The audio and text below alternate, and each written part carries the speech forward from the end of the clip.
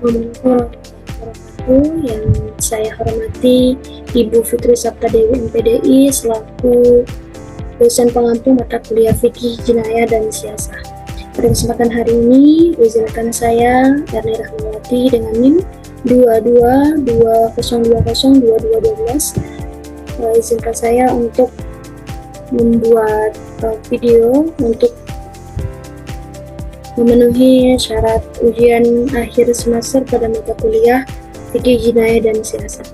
Adapun materi yang akan saya sampaikan mengenai pembagian jarimah dalam hukum pidana Islam.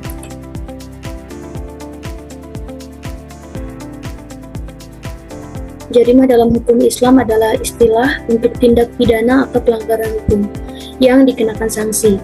Islam membagi jarimah secara terperinci, tujuannya agar setiap perbuatan mendapat hukuman yang adil dan proporsional.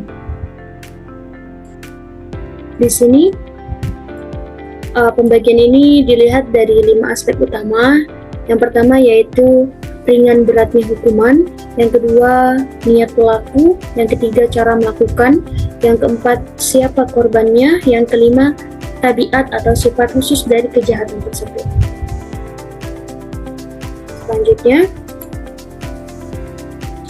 berdasarkan berat ringannya hukuman, jarimah dibagi menjadi 3 kategori besar. Yang pertama yaitu hudud, yang kedua kisos atau diat, yang ketiga takzir.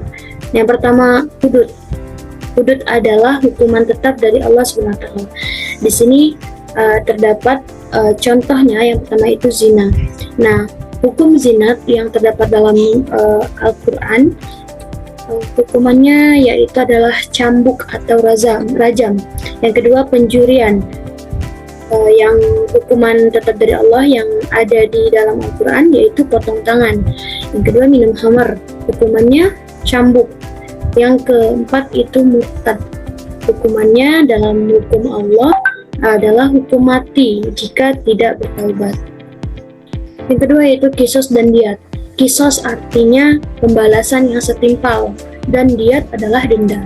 Nah, jika pembunuhan disengaja, itu dibalasnya kisos atau pembalasan setimpal yang dilakukan oleh pelaku kepada korban.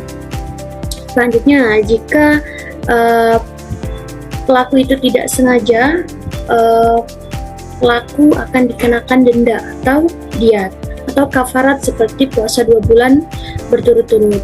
Nah, yang ketiga adalah takzir. Takzir ini merupakan kebijakan hakim. Takzir ini tidak terdapat dalam Al-Quran atau hadis, tetapi akan ditetapkan oleh pemerintahan atau kebijakan hakim. Nah, di sini ada contohnya seperti penipuan, pelecehan, korupsi. Untuk hukumannya akan disesuaikan, yang akan dipertimbangkan oleh kebijakan hakim. Selanjutnya, niat pelaku. Berdasarkan niat pelaku, Islam sangat memperhatikan niat dalam setiap perbuatan. Nah, di sini ada 3 kategori niat. Yang pertama yaitu jarimah sengaja atau al-amd. Yang kedua yaitu tidak sengaja, al-khoto. Yang ketiga setengah sengaja. Yang pertama yaitu jarimah sengaja atau al-amd. Nah, misalnya pembunuhan dengan rencana, yaitu pelaku ini sudah merencanakan sebaik mungkin untuk membunuh seseorang. Nah, inilah yang dikenakan hukuman berat karena mereka melakukannya dengan sengaja. Yang kedua yaitu tidak sengaja atau al-khoto. Misalnya kecelakaan lalu lintas. Nah, korban melakukannya dengan tidak sengaja, tapi pelaku perlu dikenakan diat atau denda.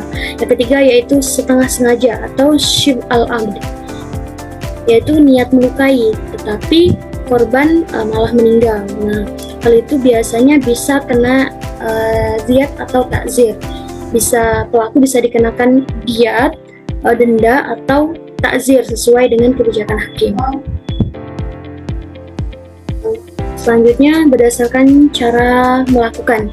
Islam juga melihat cara pelaku melakukan kejahatan, misalnya basyitah atau satu kali tindakan langsung berdampak.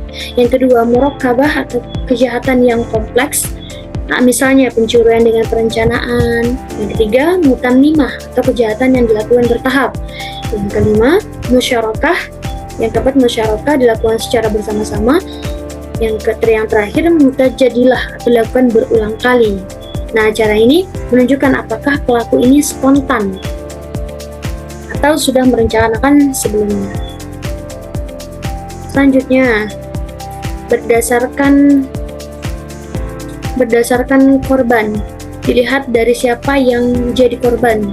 Nah, di sini jarimah terbagi menjadi dua, yaitu korban individu dan korban masyarakat umum. Nah, korban individu di sini meliputi jiwa atau pembunuhan, tubuh atau penganiayaan terhadap diri kita sendiri, harta untuk pencurian, kehormatan, yaitu zina atau tuduhan palsu atau fitnah. Nah, untuk korban masyarakat umum contohnya seperti pemberontakan, terorisme, sihir, atau penyebaran pornografi. Nah, jika korban masyarakat luas, biasanya pelaku dijatuhi takzir oleh pemerintah, yaitu hukumannya akan jatuh langsung kepada kebijakan hakim. Selanjutnya, berdasarkan tabiat khusus. Aspek terakhir adalah tabiat atau sifat khusus dari kejahatan itu sendiri. Di sini ada 4. Yang pertama itu jarimah hudud atau ketetapan yang hukuman tetap dari Allah SWT. Yang kedua, jarimah qisas atau diat, yaitu hukuman tergantung korban atau keluarganya. Nah, di sini jika pelaku melakukan kesalahan kepada korban berhak untuk menentukan pelaku dihukum apa sesuai kesepakatan musyawarah antara anggota. Yang ketiga yaitu jarimah takzir. Nah, jarimah takzir ini korban langsung menyerahkan pelaku kepada yang berwajib atau kebijakan hakim. Jadi semua keputusan ada di hakim. Yang ketiga, jarimah mukhalafah atau pelanggaran ringan seperti buang sampah sembarangan atau melanggar lalu lintas. Nah, jadi sebagai kesimpulan, pembagian jarimah dalam Islam menunjukkan betapa detail dan adilnya hukum pidana syariat. Nah, dengan melihat niat, cara, dan atau sifat kejahatan, nah, setiap pelaku bisa mendapatkan hukuman yang sesuai dengan apa yang mereka berbuat. Nah, harapannya hukum ini bukan hanya menjadi efek jera, tetapi juga mendidik dan memperbaiki masyarakat. Mungkin itu saja yang bisa saya sampaikan. Kurang dan lebihnya saya mohon maaf, dan kepada Allah saya mohon ampun. Wabillahi taufiq wal hidayah. Wassalamualaikum warahmatullahi wabarakatuh.